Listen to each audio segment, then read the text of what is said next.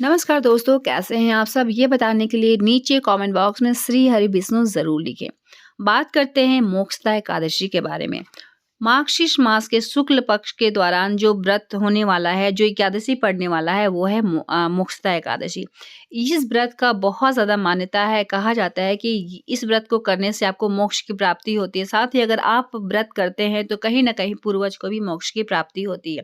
तो मोक्षदा एकादशी जो है वो शुक्ल पक्ष के दौरान है और ज़्यादातर देखा जाए तो साल में जो दशी होता है 12 शुक्ल पक्ष के और 12 कृष्ण पक्ष के। तो कृष्ण पक्ष की एकादशी जो है बहुत कम लोग करते हैं और शुक्ल पक्ष का जो एकादशी है वो ज़्यादातर लोग करते हैं।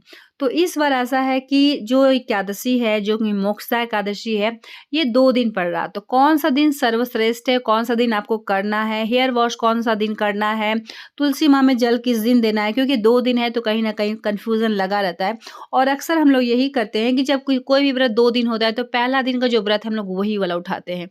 लेकिन इस बार ऐसा है कि थोड़ा-सा आपको समझना है, क्योंकि एकादशी जो है 10वीं युक्त एकादशी है और एक है एकादशी युक्त द्वादशी। तो इसलिए थोड़ा-सा कन्फ्यूज़न है कि दोनों में सर्वश्रेष्ठ कौन-सा है।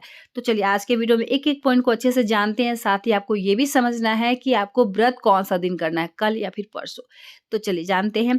तो सबसे पहले तो वीडियो आपको ज़रा भी हेल्पफुल लगे तो वीडियो को लाइक और चैनल को सब्सक्राइब करना बिल्कुल भी ना भूलें और बेल प्रेस करना तो बिल्कुल भी ना भूलें, जिससे मेरे वीडियो को नोटिफ़िकेशन आप तक पहुँच सके। क्योंकि मैं जितने भी वीडियो बनाती हूँ, आप लोगों के लिए बनाती हूँ। जो भी आप व्रत करती हैं उसका भरपूर लाभ आपको मिलना चाहिए, क्योंकि हम लोग चाहते हैं कि कहीं न कहीं हमारा घर, परिवार, बच्चा सब सही रहे और इसीलिए कहीं न कहीं हम लोग व्रत भी करते हैं। तो व्रत का पुण्य आपको भरपूर मिलना चाहिए।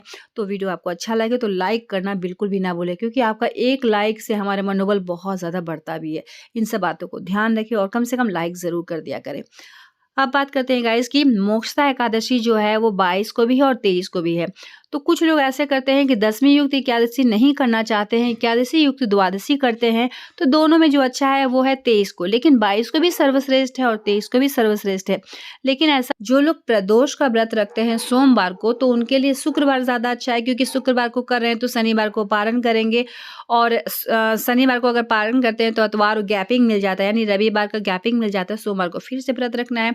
लेकिन अगर जो प्रदोष का व्रत करते हैं सोमवार को, तो अगर वो शनिवार के दिन व्रत रखते हैं तो संडे को दिन वो क्या करते हैं, यानी रविवार के दिन वो पारण करते हैं, फिर मंडे के दिन उनको उपवास करना होता है। तो ऐसे में गैपिंग नहीं मिल पाएगा और कहीं न कहीं देखिए, पूजा पाठ तो हम लोग करते हैं, लेकिन अगर शरीर को ध्यान में रखते हुए पूजा पाठ अगर अगर करते हैं तो सही है, क्योंकि ठंड का मौसम है और साथ ही इतना ज़्यादा अगर फास्टिंग रखते हैं तो कहीं न कहीं शरीर भी कमज़ोर होगा। तो इन सब बातों को ध्यान रखें, ठीक है? दूसरी बात है कि दोनों सर्वश्रेष्ठ है। अगर 10वीं युक्त एकादशी करना चाहते हैं या फिर एकादशी युक्त द्वादशी करना चाहते हैं, तो आपके साइड में कौन-सा लोग करें उस चीज़ को देख लें। अगर प्रदोष का व्रत करना चाहती हैं तो पहला दिन कर लें, यानी 22 को कर लें। अगर प्रदोष का व्रत नहीं करती हैं तो 23 को कर लें, ठीक है? अब बात करते हैं कि अगर 22 का है तो 22 का समय क्या है एकादशी का? तो 22 को जो है वो सुबह 8:17 से है, 23 को 7:12 पे समाप्त हो जाएगा। जो 22 को व्रत करेंगे और 22 को जो व्रत कर रहे हैं उनका जो पारण है वो दोपहर में है, 1:22 से 3:25, ठीक है? लेकिन जो 23 को व्रत रखेंगे वो जो है पारण सुबह में कर लेंगे, यानी 7:08 से 7:45। ये भी क्लियर हो गया। अब बात करते हैं कि जो आप व्रत कर रही हैं, उस व्रत में आपको खाना क्या है? हम लोग ऐसा सोचते हैं कि क्या करना है, क्या खाना है, कौन-सी गलती ना हो पूजा पाठ के दौरान, या फिर तुलसी माँ में जल आपको देना है या फिर नहीं। तो एकादशी जो है वो 22 को है, 22 को पूरे दिन एकादशी है, यानी 10वीं युक्त एकादशी भी है और पूरा दिन एकादशी है, तो आपको बिल्कुल भी नहीं छूना है, क्योंकि तुलसी माँ भी व्रत की रहती हैं और इसीलिए उनको छूना नहीं है, तोड़ना नहीं है, जल अर्घ नहीं देना। हाँ, पूजा पाठ दूर से कर सकते हैं, नमस्कार कर सकते हैं, एक ही जगह पे खड़े होकर भी परिक्रमा कर सकते हैं, लेकिन आपको छूना नहीं है, तोड़ना नहीं है, ठीक है? लेकिन 23 को अगर व्रत करें तो वो द्वादशी में भी चला जा रहा है, तो द्वादशी के दौरान आप जल वगैरह दे सकती हैं, पूजा कर सकती हैं। ये भी क्लियर हो गया। अब बात करते हैं जब आप पूजा करती हैं, तो पूजा के दौरान दान आप ज़रूर से ज़रूर कर लें। उस दिन मंदिर में एक भगवत गीता का छोटा-सा जो बुक आता है, ₹10 ₹20 में भी आता है, तो वो बुक भी आप दान कर सकते हैं। सामर्थ्य के अनुसार बड़ा भी बुक दान कर सकते हैं। अगर भगवत गीता का बुक जो है, किताब जो है दान करते हैं तो इससे आपको बहुत ज़्यादा कहा जाए तो एक ये तो मोक्षदा एकादशी के नाम से ही जाना जा रहा है, तो कहीं न कहीं आपको मोक्ष की प्राप्ति होगी, कष्ट जो है वो नष्ट होगा। तो इन सब बातों को ध्यान रखें। पारण के समय आपको चावल, बैंगन, लहसुन, प्याज़ ये सब नहीं खाना है। मसूर का दाल, उड़द का दाल ये सब नहीं खाना है।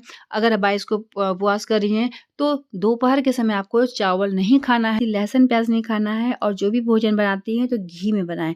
लेकिन शाम के समय आप चावल हो सकते तो खा सकती हैं या फिर लहसुन, प्याज़ खा लें, तेल का बना हुआ सामान भी खा लें।